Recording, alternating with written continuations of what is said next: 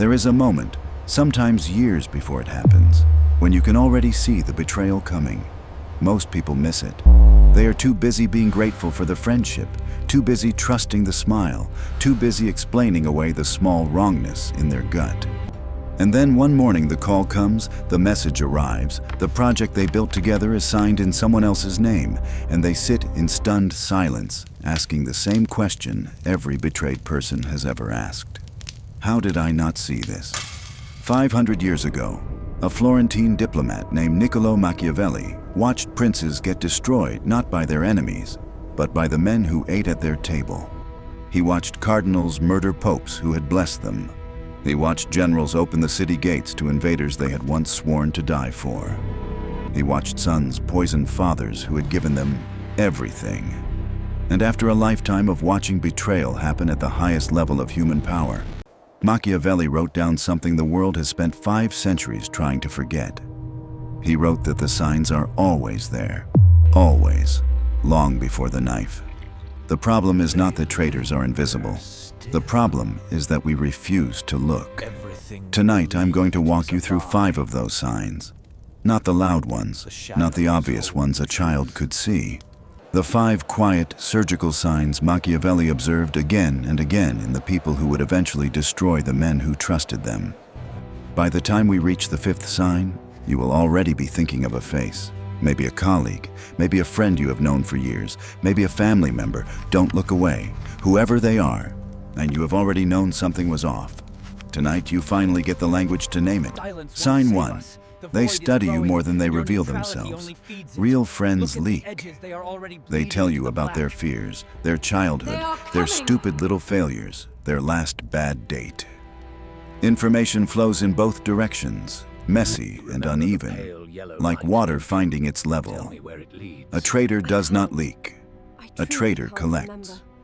They ask careful questions about your work, your enemies, your weak spots, the people you secretly resent, the deals you are quietly working on. And in return, when you ask about them, you get a polished surface.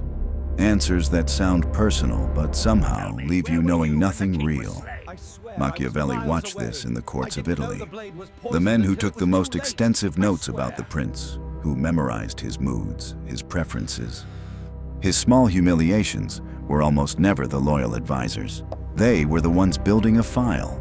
A file is a weapon waiting for the right buyer. If, after a year of friendship, you can write a long paragraph about them and they cannot write 3 sentences about you that are not from your social media, you are not in a friendship. You are in a research project, and you are the subject. Sign 2. They are kind to your face and curious about you behind your back. Pay attention to what comes back to you through other people.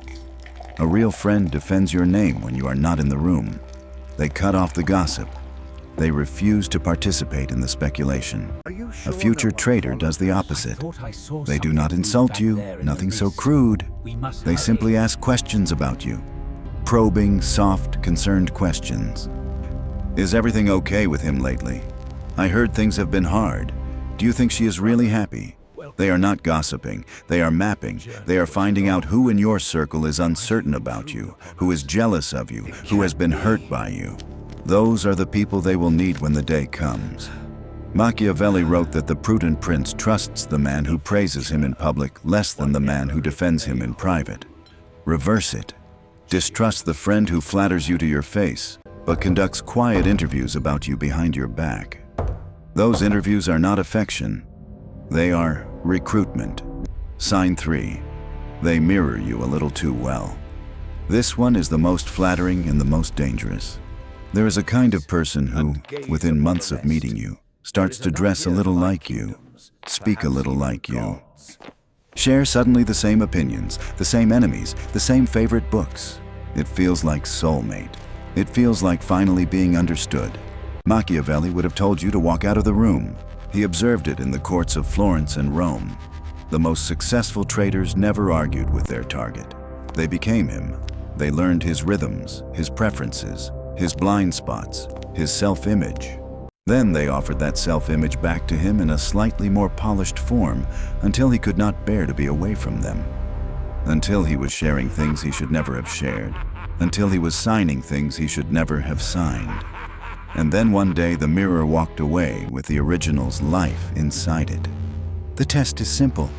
A real friend disagrees with you sometimes. A real friend has tastes that confuse you, opinions that annoy you, edges that you have to learn to love. A perfect mirror has none of these. A perfect mirror is not a person. It is a tool, and you are the raw material it is shaping. Sign 4. They become strangely interested in your enemies.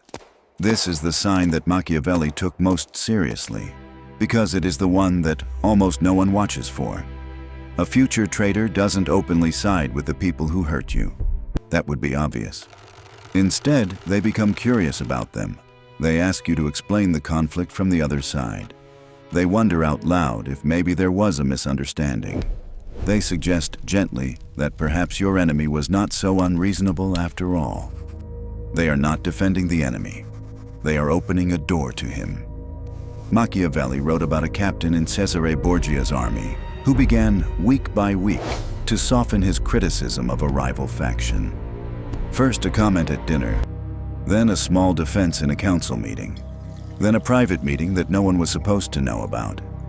Within a year, that captain was leading his men through a back gate that had been left open. The men inside did not even draw their swords in time. They had stopped seeing him as an enemy 6 months earlier, because he had stopped sounding like one. If a friend of yours suddenly wants to understand the perspective of someone who has hurt you, do not be moved by their open-mindedness. Be alert. The bridge they are building is not a bridge of peace. It is a bridge with traffic in only one direction, and one day it will be carrying your secrets across. Sign 5. They are calmest exactly when they should be the most uncomfortable. This is the final sign, and it is the most chilling, because by the time you notice it, the betrayal has often already happened in their head. They simply have not executed it yet. Watch what they do when something goes wrong for you in a way that should rattle anyone close to you. A failed deal, a public humiliation, a loss in the family, a real friend, even a stoic one, leaks something, a flicker, a delayed reply, a slightly too long silence on the phone, a question asked twice because they could not focus the first time. A traitor, by contrast, is calm, eerily, professionally calm. They say the right things, they send the right message, they show up at exactly the right time, and the entire performance feels somehow prepared. It feels prepared because it was. They have been quietly imagining this moment for longer than you know. The bad news that should be shaking them is, for them, simply the early arrival of a future they have already lived through in their head 100 times. They are not heartless. They are rehearsed. And there is no more dangerous human being on this earth than a rehearsed one walking calmly into a moment you thought was spontaneous. Machiavelli warned the princes of his age that the enemy who weeps for you in public has already buried you in private. The friend who is unnervingly composed at your worst moment is not strong. They are simply standing on a stage they built without telling you. So, 5 signs. They study you more than they reveal themselves. They are kind to your face and curious about you behind your back. They mirror you too perfectly. They become interested in your enemies. They are too calm when you fall.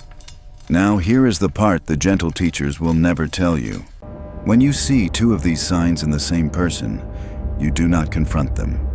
You do not test them. You do not ask them to explain themselves. Confrontation gives a future traitor exactly what they need. It tells them what you suspect. It gives them time to prepare a better mask. It moves them from amateur to professional in one conversation.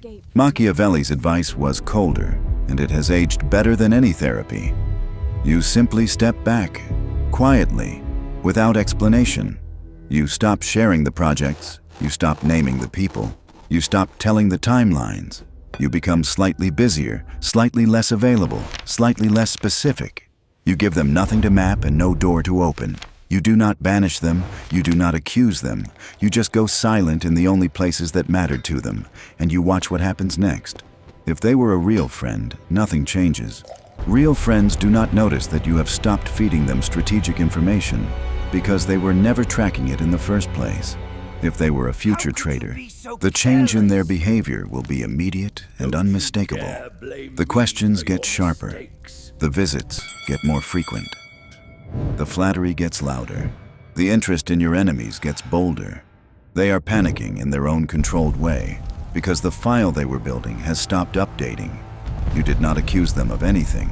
You simply removed the food source, and the mask, starved, slips on its own. This is the brutal genius of Machiavelli's method. He did not believe in confrontation. He believed in withdrawal.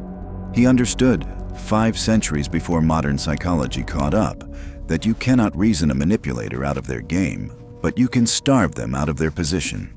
You let their own behavior, in the absence of fuel, expose them to you in private. And once exposed, you decide, in your own time, with your own plan, what to do next. Not in anger, not in pain, in calm, in clarity, in the sovereign quiet of someone who is finally awake. Look around your life tonight. Think about the people who have your contact, your time, your trust. Run them, one by one, against the 5 signs. If 2 or more land on the same face, do not feel betrayed yet. Feel grateful. Grateful that you saw it in time. Grateful that Machiavelli, dead 500 years, just saved you from a wound you did not know was forming. Grateful that the next time you walk into a room, you will walk in seeing it, instead of being seen by it. In the next chapter, we are going to do something even more dangerous. We are going to step inside the mind of the man Machiavelli watched more closely than any other. The man whose betrayals were so brilliant and so brutal that even Machiavelli, the cold student of power, could not look away. His name was Cesare Borgia. He was the original architect of the modern traitor, the one who turned betrayal into a science, the one who taught princes how to kill smiling. If you want to understand not just how to detect a traitor, but how a master traitor actually thinks, subscribe, and stay close. Because betrayal does not arrive from your enemies. It never has. It arrives from the chair across the table, from the contact in your phone you would never doubt, from the smile you trusted last week. And now, finally, you know how to see it coming.